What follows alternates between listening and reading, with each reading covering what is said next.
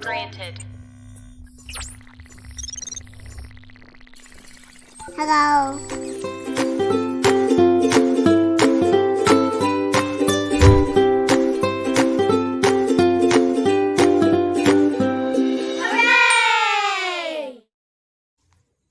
Halo teman-teman, gimana nih kabar kalian semua? Semoga tetap sehat selalu dan tetap semangat ya. Nah, pada video pembelajaran kali ini, aku akan membahas materi tentang keterampilan berbahasa. Nah, sebelumnya keterampilan berbahasa ini terdapat 4. Yang pertama ada keterampilan mendengar, yang kedua ada keterampilan membaca, yang ketiga ada keterampilan berbicara, dan yang keempat ada keterampilan menulis. Langsung saja ya kita bahas materinya secara bersama-sama. Dan jangan lupa ya untuk kalian semua untuk menyimak video ini sampai habis. Baik, untuk materi yang pertama yaitu keterampilan menyimak. Nah, sebelumnya, menyimak adalah suatu proses kegiatan mendengar, menginterpretasikan bunyi bahasa, menulis, dan juga mereaksi terhadap komunikasi yang disampaikan melalui lisan. Nah, di mana si penyimak ini bisa memahami makna yang disampaikan oleh pembicara. Contohnya seperti kamu yang sedang menyimak penjelasan dari aku. Lalu, tujuan dari menyimak itu yang pertama, untuk belajar mendapatkan pengetahuan. Yang kedua, untuk menikmati pembicara, serta menilai dari apa yang disimaknya. Dan yang ketiga, yaitu untuk memberikan apresiasi. Contohnya seperti puisi. Lalu, dalam proses menyimak, terdapat 5 prosesnya. Yang pertama yaitu mendengar, yang kedua memahami, yang ketiga menginterpretasikan atau menafsirkan isi pendapat, yang keempat yaitu mengevaluasi. Evaluasi ini yang menyimak itu dapat menilai kelebihan dan kekurangan dari si pembicaranya dan yang didengarnya. Serta yang terakhir yaitu menanggapi dari apa yang telah disimaknya. Dalam menyimak, kalian tahu tidak suasana apa sih dalam menyimak? Nah, suasana dalam menyimak itu pertama yaitu suasana defensif, dimana suasana ini kita tuh bersikap bertahan untuk dan mempertahankan apa yang kita simak. Lalu yang kedua yaitu menyimak suportif. Menyimak yang suportif ini sikap yang bersifat fleksibel, tapi dalam menyimak itu kita mendukung nih si pembicara itu. Tapi dalam berkomunikasinya kita bersifat interpersonal. Selanjutnya, apa saja sih kendala dalam menyimak? Nah, yang pertama itu egois, dimana seseorang itu lebih mau didengar gitu dibanding mendengarkan orang lain. Yang kedua yaitu keengganan itu untuk terlibat dalam menyimak. Jadi dia males nih buat menyimak. Nah, yang ketiga yaitu ketakutan dan perubahan dalam menyimak. Dan yang keempat yaitu keinginan untuk menghindari. Jadi dia kayak bisa mungkin menghindari untuk menyimak. Dan yang terakhir, yang kelima yaitu dia kebingungan. Kebingungan dari apa yang dia simak itu apa. Dia nggak ngerti, tapi dia ikut menyimak si pembicara di depan dia. Nah, dalam menyimak terdapat beberapa faktor nih. Apa sih faktor-faktor dari yang mempengaruhi menyimak itu? Nah, yang pertama itu ada faktor fisik. Faktor fisik ini kayak lebih keefektifan dalam kualitas menyimak kita dalam menyimak. Yang kedua itu faktor psikologis. Yang ketiga yaitu pengalaman. Kayak pengalaman kita tuh gimana dalam menyimak. Dan yang keempat yaitu sikap dalam menyimak. Dan yang kelima terakhir yaitu motivasi. Jadi motivasi kita dalam menyimak itu apa gitu. Nah, dalam menyimak juga ada aneka dalam situasi menyimak nih. Yang pertama itu menyimak dalam kehidupan dan kurikulum.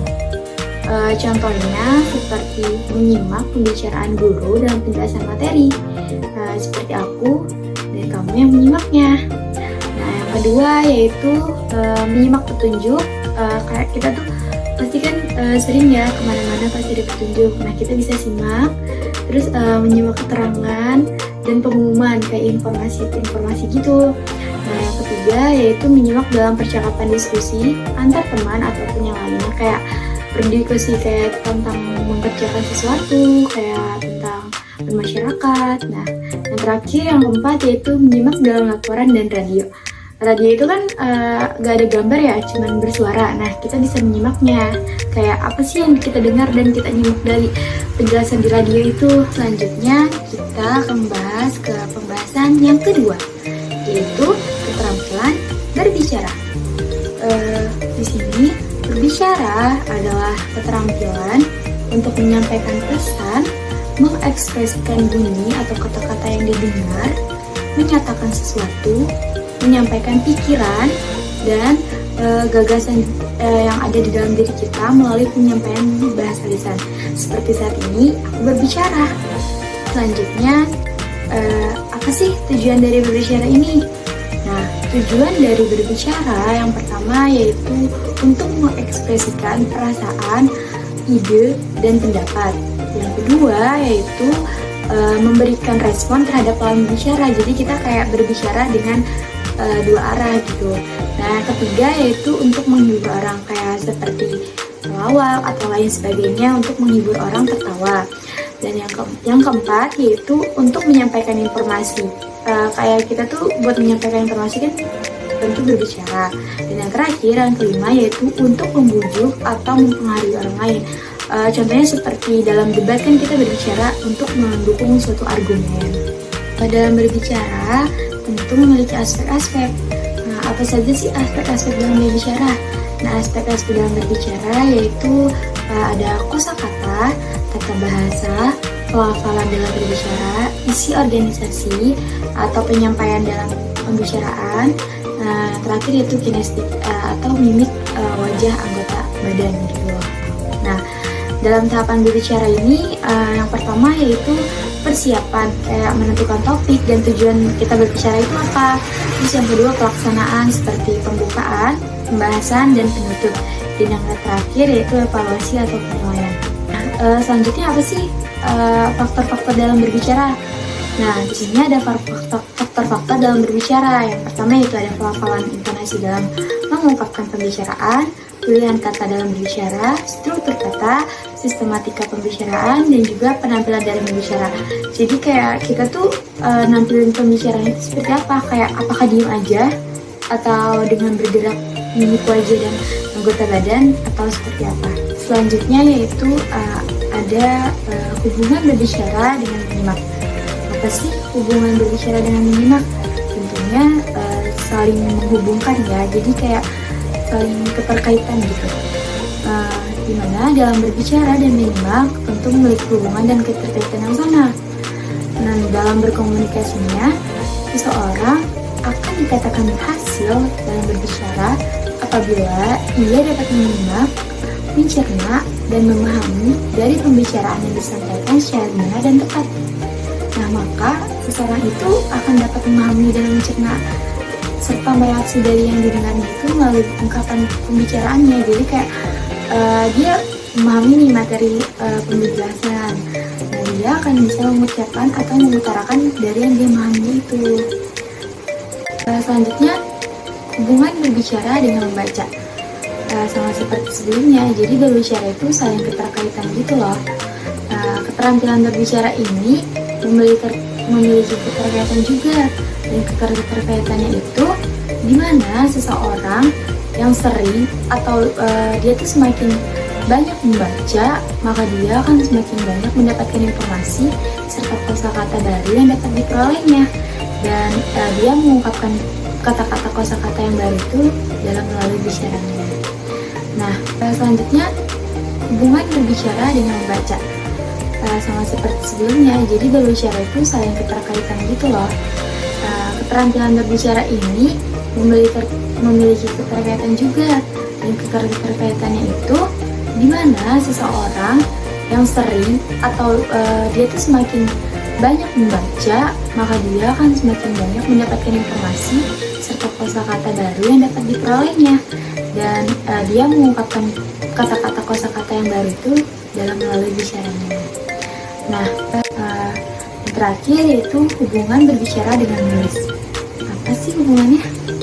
Saling berhubungan ya, dimana menulis ini memiliki keterhubungan yang bersifat ekspresif dan produktif. Dalam keterkaitan hubungannya yaitu jika seseorang dalam berbicara dan menulis, tentu itu dibutuhkan simbol berbicara dan menulis juga. Jadi dalam berbicara, seseorang dapat mengutarakan ucapannya melalui lisan. Maksudnya gini, jika seseorang itu bisa berbicara, berarti dia bisa dong menulis apa yang dia ucapkan itu. Kayak misalkan aku mau pergi ke pasar, nah dia bisa menulis ucapan aku mau pergi ke pasar itu dalam tulisannya. Dalam berbicara terdapat faktor internal yang mempengaruhi pembicara. Nah, yang pertama itu fisik.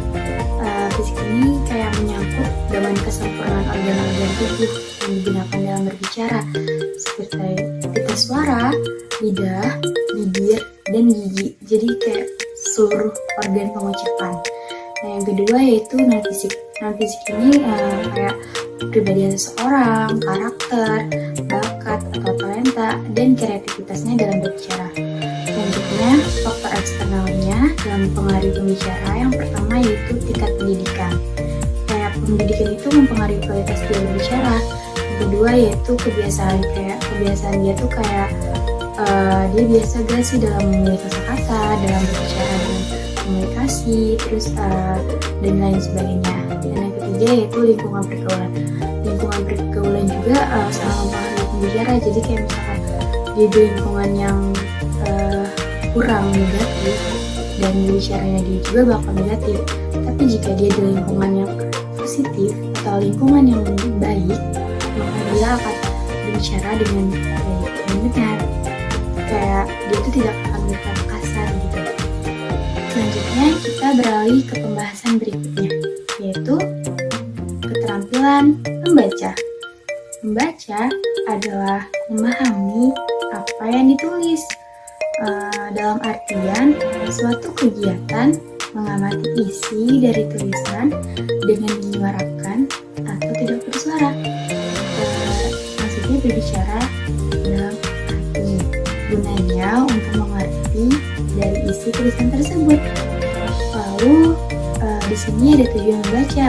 Tujuan membaca itu untuk memperoleh pencarian fakta, untuk memperoleh ide-ide utama pemikiran, untuk mengetahui susunan dalam cerita, dan untuk menyimpulkan atau membaca yang prinsip, serta yang terakhir yaitu untuk mengevaluasikan serta mempertahankan atau membandingkan suatu bacaan dengan hasil bacaan lainnya.